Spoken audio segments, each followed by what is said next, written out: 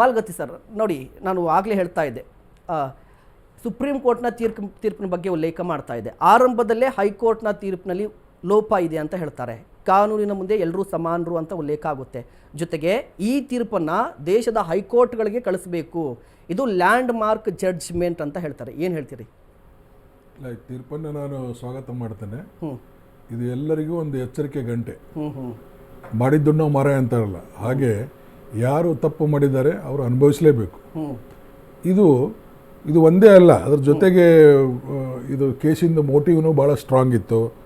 ನಂತರ ಇದು brutal murder case, ಸುಮಾರು ಒಂದು 35 ಇಂಜುರಿಗಳಿದ್ದು.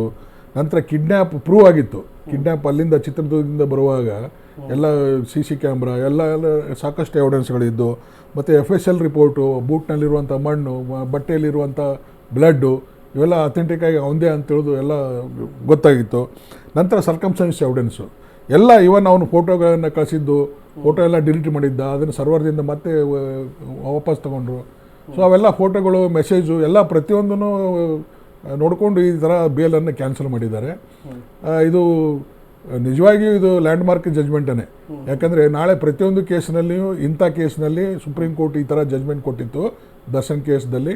ಸೊ ಇನ್ಯಾವುದೇ ಅರೆಸ್ಟ್ ಆದಂಥ ಮರ್ಡರ್ ಕೇಸ್ನಲ್ಲಿ ಉಳಿದುವ ಆರೋಪಿಗಳು ಯಾರಾದರೂ ಬಿಡುಗಡೆಗೆ ಅರ್ಜಿ ಹಾಕ್ಕೊಂಡ್ರೆ ಈ ಜಜ್ಮೆಂಟಲ್ಲಿ ಹಿಂಗೆ ಹೇಳಿದೆ, ಬಿಡಬಾರ್ದು ಅಂತ ಹೇಳಿದೆ, ಇದು ಅದಕ್ಕೆ ಲ್ಯಾಂಡ್ ಮಾರ್ಕ್ ಅನ್ನೋದು. ಅದನ್ನ ಎಲ್ಲ ಕೇಸ್ಗಳು ರೆಫರ್ ಮಾಡ್ತಾರೆ. ಸೊ ಇದು ಮಾಡೋದ್ರಿಂದ ಎಲ್ಲ ಈ ಊರಲ್ಲಿರುವಂಥ ಛೋಟ ಮೋಟ ರೌಡಿಗಳು ಅಥವಾ ದೊಡ್ಡ ದೊಡ್ಡ ರೌಡಿಗಳು ಯಾರು ಲಾಂಗು ಮಚ್ಚು ಹಿಡ್ಕೊಂಡು ಹೊಡೆದಾಡ್ತಾರೆ ಅಂಥವ್ರಿಗೆ ಒಂಥರ ಭಯ ಹುಟ್ಟಿಸುವಂಥ ವಾತಾವರಣ ಈ ಜಜ್ಮೆಂಟ್ ಕ್ರಿಯೇಟ್ ಮಾಡಿದೆ. ಅದು ಅಷ್ಟೇ ಅಲ್ಲ, ಕಾನೂನು, ಪೊಲೀಸರು, ಕೋರ್ಟು ಅಂದರೆ ಅದಕ್ಕೊಂದು ಮರ್ಯಾದೆ ಬಂದಿದೆ.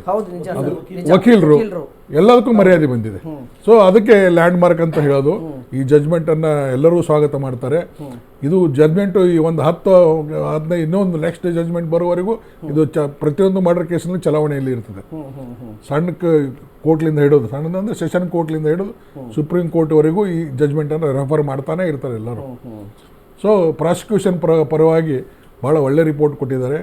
ಈಗ ನಾವು ಪ್ರಾಸಿಕ್ಯೂಷನ್ ಪರವಾಗಿ ನಾವು ಫಸ್ಟ್ ಪೊಲೀಸ್ ರಿಪೋರ್ಟ್ ಕೇಳ್ತಾರೆ ಸೆಷನ್ ಕೋರ್ಟ್ನಲ್ಲಿ, ಅದನ್ನು PP ಅವರು ಸಬ್ಮಿಟ್ ಮಾಡ್ತಾರೆ. ಸ್ಟೇಟ್ ಗೌರ್ಮೆಂಟಲ್ಲಿ ಹೈಕೋರ್ಟ್ನಲ್ಲಾದರೆ ಸ್ಟೇಟ್ PP ಇರ್ತಾರೆ, ಅವರು ಅದನ್ನು ಸಬ್ಮಿಟ್ ಮಾಡ್ತಾರೆ.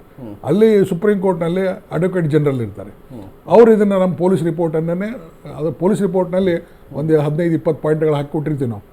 ಬಿಟ್ಟರೆ ಪ್ರಭಾವಿ ವ್ಯಕ್ತಿ ಇದ್ದಾನೆ, ಬಿಟ್ಟರೆ ಸಾಕ್ಷ್ಯಾಧಾರ ನಾಶ ಮಾಡ್ತಾನೆ, ಅವನ ಹತ್ರ ಸಾಕಷ್ಟು ದುಡ್ಡಿದೆ, ಅವನ ಹಿಂದೆ ಸಾಕಷ್ಟು ಜನ ಇದ್ದಾರೆ, ಅವನ ಬೆಂಬಲ ಅವನಿಗೆ ಸಾಕಷ್ಟಿದೆ.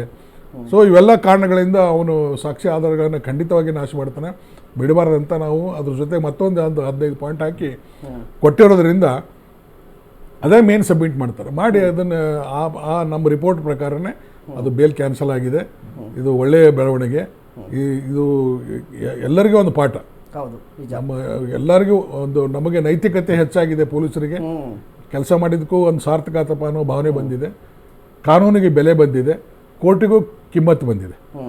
ಜೊತೆಗೆ ಎಲ್ಲ ಆರೋಪಿಗಳಿಗೆ, ಇಂಥ ಕೇಸ್ನಲ್ಲಿರುವಂಥ ಎಲ್ಲ ಆರೋಪಿಗಳಿಗೆ ಮುಂದೆ ಒಳ್ಳೆ ಪಾಠವನ್ನು ಈ ಮೆಸೇಜ್ ಕೊಟ್ಟಿದೆ.